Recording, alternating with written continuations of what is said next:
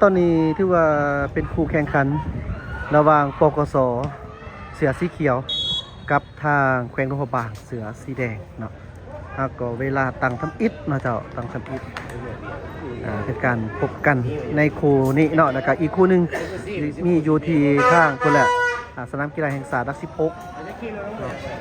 แล้วก็ยังมีอีกคู่หนึงอยู่ที่สนามลาดสร้างและอีกคู่หนึงก็อยู่ที่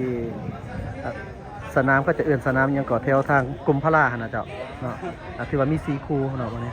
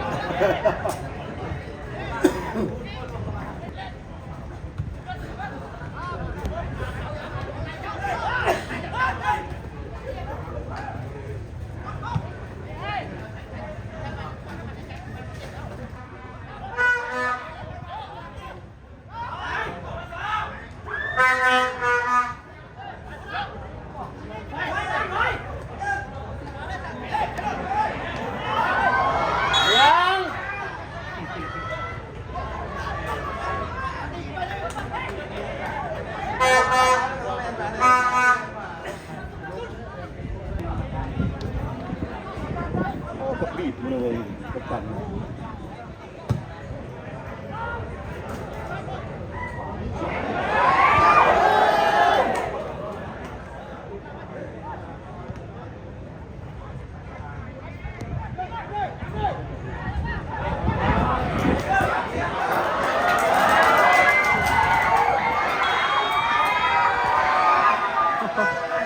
รอบหน้าก่อนเลยวะ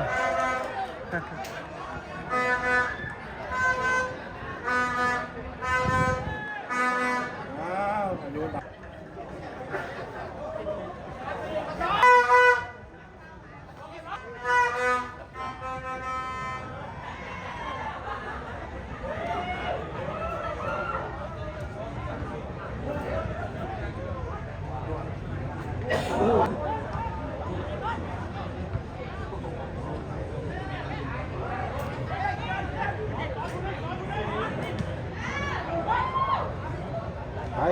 ลากมาเลย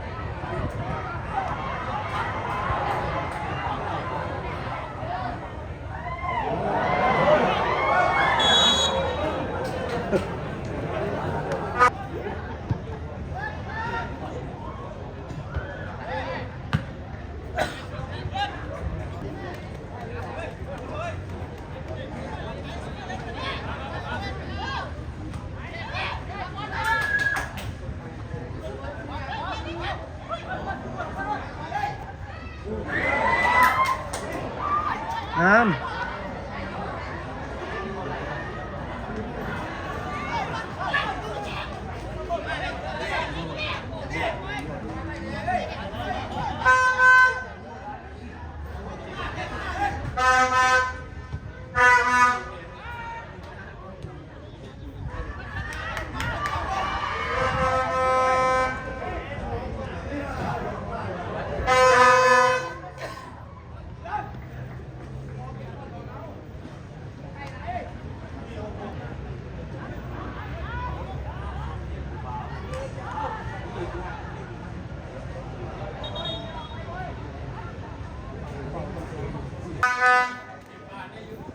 ก็ปีนพ่อเกษียณยังไม่เกษียณอ่ะไอ้พวกโคตรแท้ให้ดีใจเนี่ยล่ะ โอ้ไปดินนาโก้นเลย เฮ้ยพุกไปนะ ดินนาโก้นแบบนี้บ่คักนะเพราะว่าทีมศาสตร์ทีมยากายาแล้วคันดินนาโก้นรอนาโก้นไปนี่โอ้บ่ค่อยจบปานใดนะครับโอกาสของทางโรงพยาบาล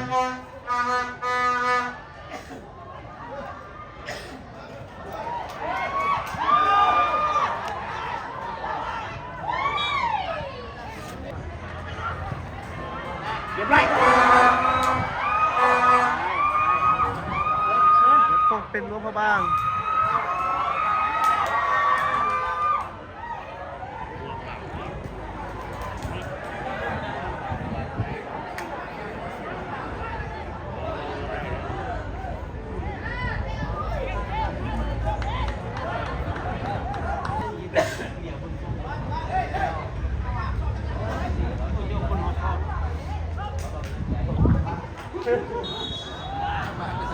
ไอ้พวกน้องชายยังไม่ได้สตาร์ทคนเลยจ้ะ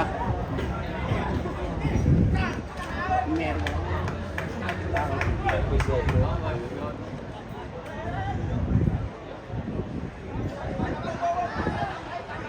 บ่ได้บ่ไหวบ่ไหวครับไหนของไม่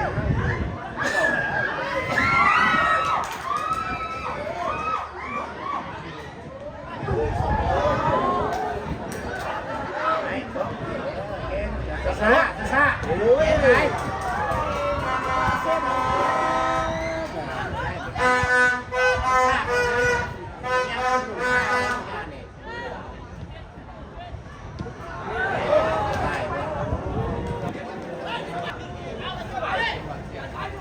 น่าเลย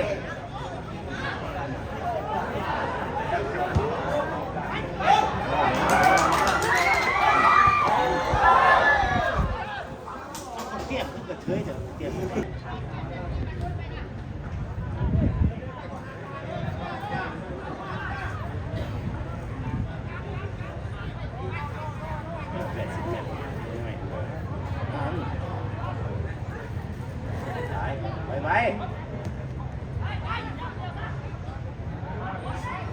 ทบไปเลยให้นะแม่ให้โอ้ย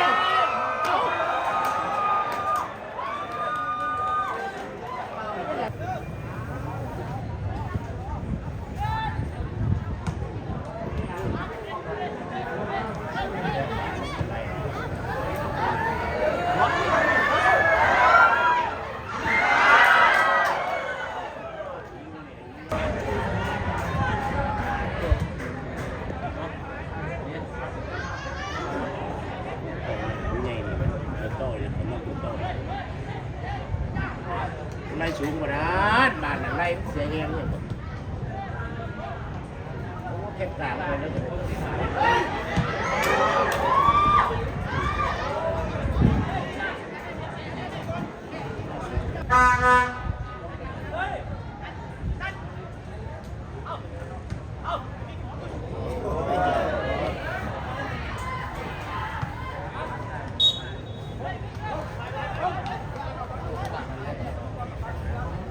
ค่อยเด็ดตรงนี้เราสร้างไปให้ครบอันนี้แหละ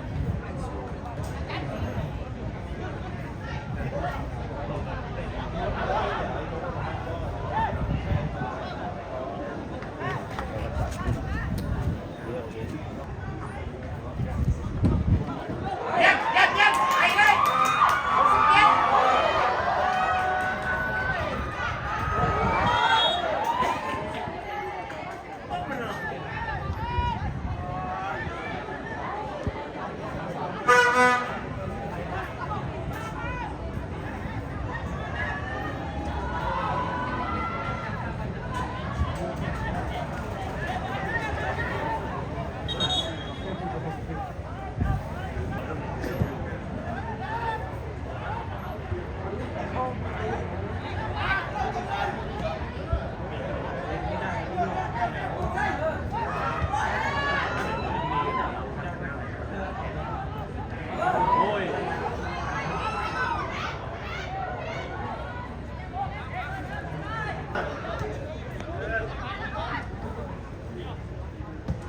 ว้าวดีจะยืนแบบนี้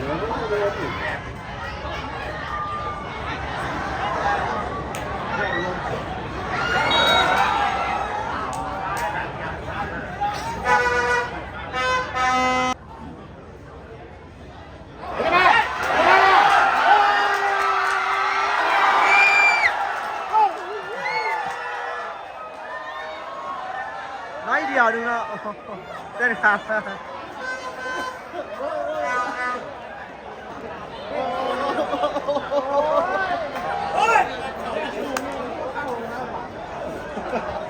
ปิงดีนะ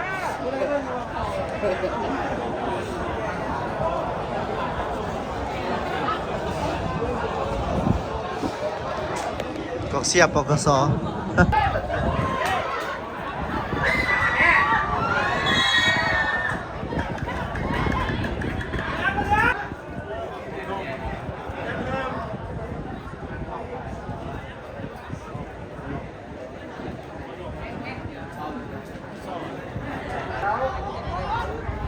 เป็นฟรีคิกม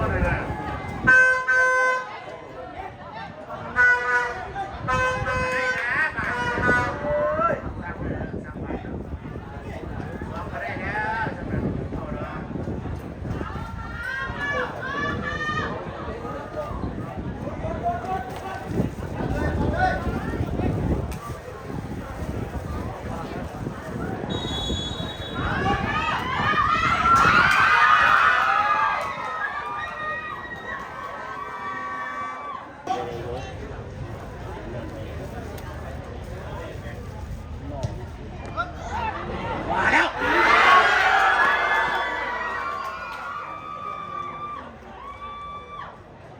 นี่นะเลยได้มีไว้พิธี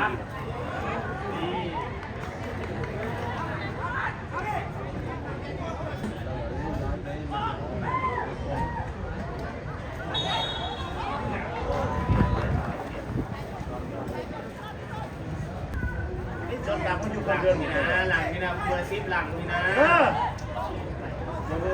มันยังคืดจนมันจะไปมันข้างซ้ำว่าไปเอาแล้วมันยามั่งแถวนู้นปังเลยปังเลยน่าแหละ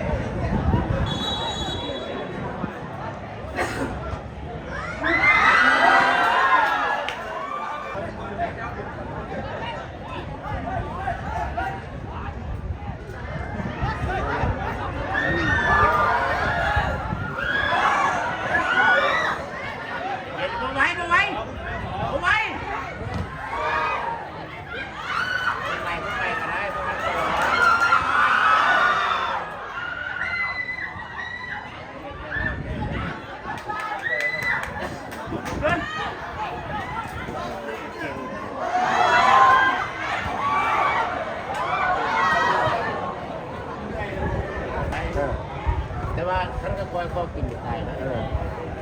น้องตัวบางไม่ได้เบิ่งไม่ตัวผ่านกลางใช่ไหมบางนี้เนี่ยบางนี้เนี่ยเบิ่งไม่ตุ้มซื้อนะเนี่ยพี่จะใส่รางตุ้มไปหน้าเอาที่นั่นนะ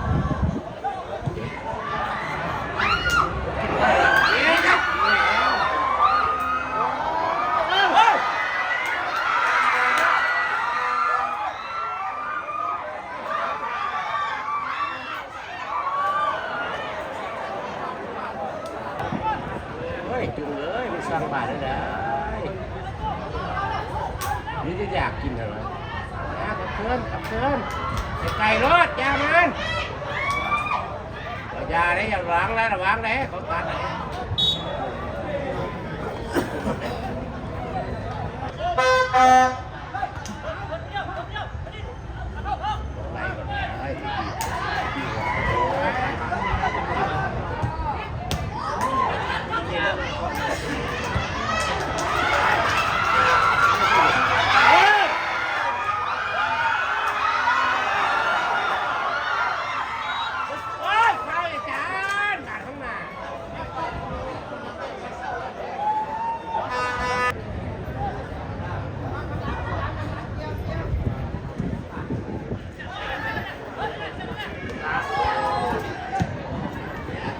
ย่านพบละแก้วได้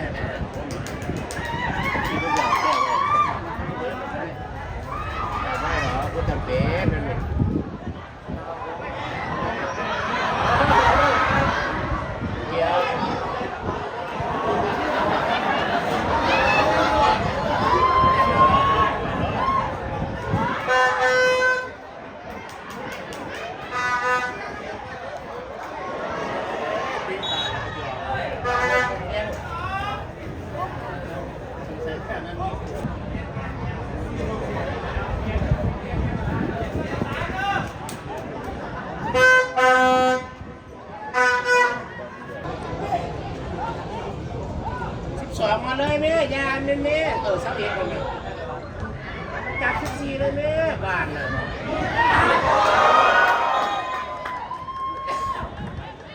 เรือนักกีฬาบาลิก13แสงอาทิตย์เฮียงคำไซออกและโซนนักกีฬาบาลิก7มิกกี้เพ็งเมืองพูนก็เป็นแทน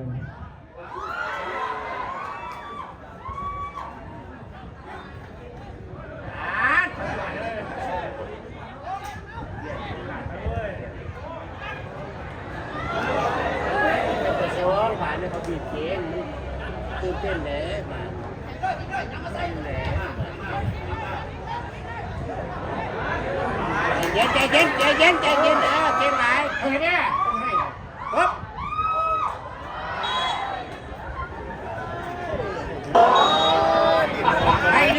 ไปเรื่องเล่นขี้ไล่มาแล้ว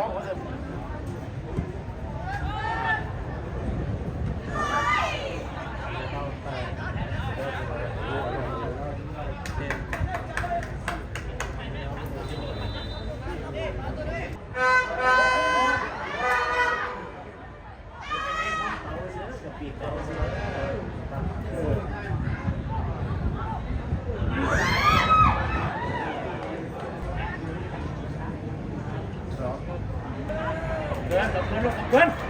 เยี่ยมฟาวเฮ้ยบ้าไม่เปลี่ยนเตะตัวนึงเฮ้ยเรานับสำหรับไม่เปลี่ยนหรอกโดน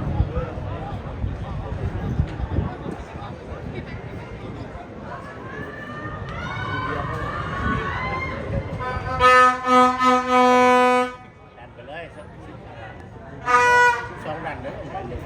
3 เมตรพอแล้วเพื่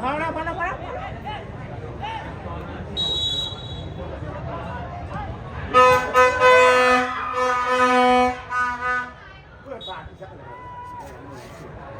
เดี๋ยวไปเตะกินซื้อนี่นะ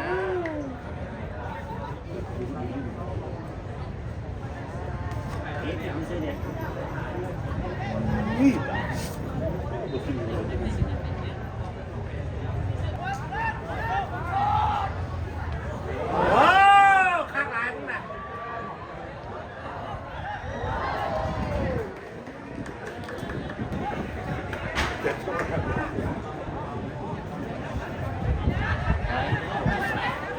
ด้านหลังก็เป็นปัญหาใช่ใจเย็นเก่งหลายนะมันตั้งเขาเข้าเลย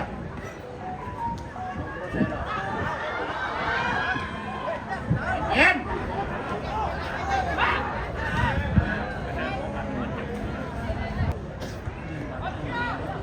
บ้าได้ตัวบาดเนี่ยนี่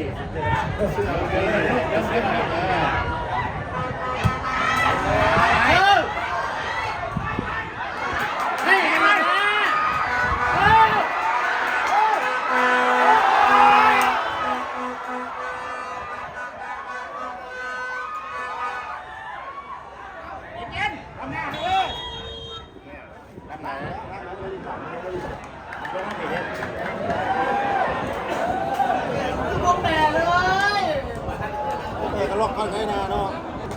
มันก็ใหญ่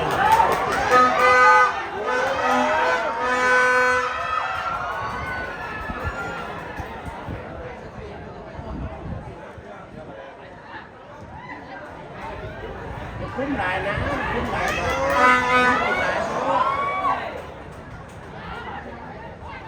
ุ้มกินหลายตัวเองเบิดเด้อระวังเบิดเด้อมันตายเด้อบอกเด้อเดินในแล้ว90แล้วบอกรับหลังก็ได้เป็นไก่เนาะเอาเป็นไก่เป็นไก่สำนกขืนด้วยไงกูช่วยโค้ดเหรอกูได้เสื่อมเป็นเดียวกันตัวบอกดีใจมาควักเย็นเย็นหลายมาขับขึ้นกัน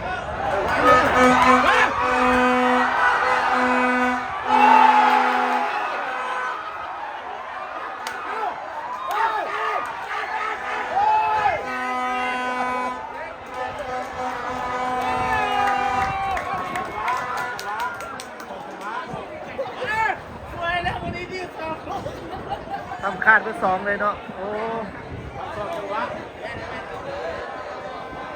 ลูกโทษนะเดี๋ยวลูกจับลูกโทษลูกโทษ มีดอกเฮ้ยไอ้นี่ลูกพ่อจะเชื่อไม่ได้ถึงมือถึงอย่างนั้นชมขึ้นไม่ใช่เองแค่ชมมันขึ้นป่ะชมมันขึ้นแล้วก็เรียกต๊อกเลยครับ โอ้สูงฟรีคิกลูกโทษ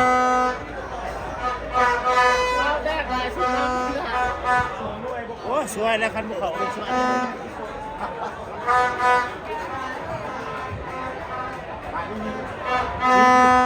เอามาเบิ่งว่าลูกฟรีคิกของปกสคือว่า2หน่วยแล้วเนาะบ่เข้าโอกาสเห็นของปกสมีหลายแต่ว่า บ่เข้า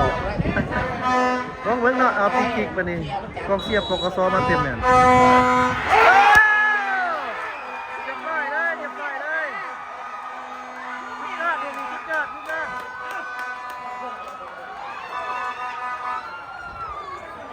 มุ้งเดียวนะมุ้งเดียวนะนิ้วกระดาษยังมุ้งเดียว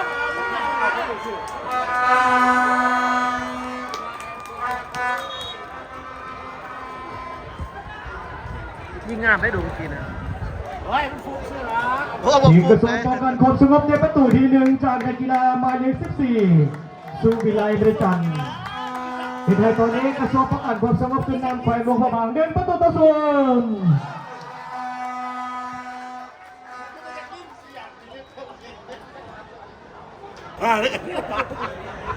ฮิตก่อนนะ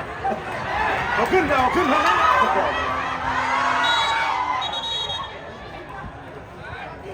เย็นเย็นเย็นเย็นกว้างกว้างกว้างกว้างกว้างขึ้นเฮ้ยบ้าน นาที23ครับ เฮ้ยบ้านเสียเปรียบเบอร์เลื่อนพอดีๆก็ได้ครับทำไมโอ้ชิเล่นคือน้ำมี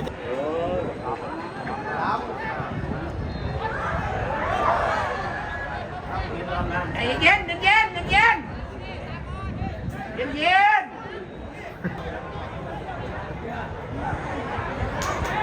ให้เย็นโอ้ยตีบาดกี่หัวเป็นเลยบอกกูเลยเอาหัวมัน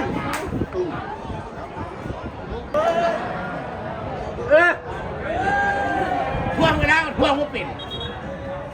พวงไก่ยังเหลือ10 นาทีพวงนี่